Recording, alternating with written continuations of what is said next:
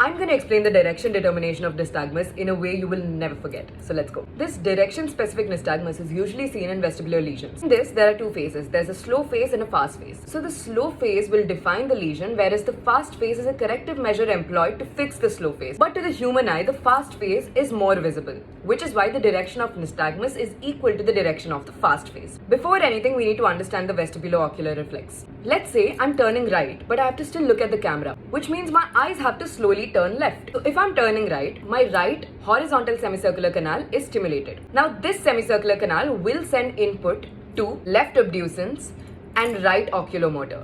So that will cause my lateral rectus of left side and medial rectus of right side to also get activated, which causes my eyes to simultaneously move towards the left side as I'm turning right. Now you can understand this vestibular system works on a push-pull basis. So at rest, there is equal firing of right and left vestibular system, so there is no movement of the eyes. Now let's say for some reason your right side is hypoactive. It could be vestibular neuritis. It could be because of installation of cold water in your right side. That is the whole principle behind caloric test, by the way. When it is hypoactive, your brain directly assumes that the left side is hyperactive. So now your brain thinks that your head is turning towards the left and it keeps trying to slowly move the eyes towards the right. But in order to control this, there are corrective fast measures that move the eyes back to the left quickly. This results in left beating nystagmus.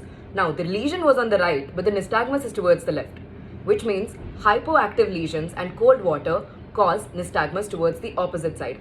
Similarly, if the right side is hyperactive due to BPPV or early stages of Meniere's disease where there is vestibular irritation, same thing happens. Now your brain assumes that the right side is hyperactive and your head is turning towards the right. So then the slow movement will be towards the left and the corrective movements will be towards the right. So the lesion is towards the right and the nystagmus is also towards the right, which means hyperactive lesions and hot water, which stimulates the vestibular system, cause nystagmus towards the same side. The brain does not detect the lesion itself. It only detects the difference in the firing rates. So if it's hypoactive, lower firing rate. Hyperactive, higher firing rate. So this push and pull homeostasis is basically dismantled whenever you see this gaze-evoked nystagmus. And please note, when you're checking for nystagmus, you cannot take your hand further away because everyone has a little bit of physiological nystagmus. If you do see nystagmus at an angle of 15 to 30 degrees from the vertical, that is when you can call it actual nystagmus. Simple mnemonic, everyone knows cows, cold, opposite, warm, same side for caloric test determination.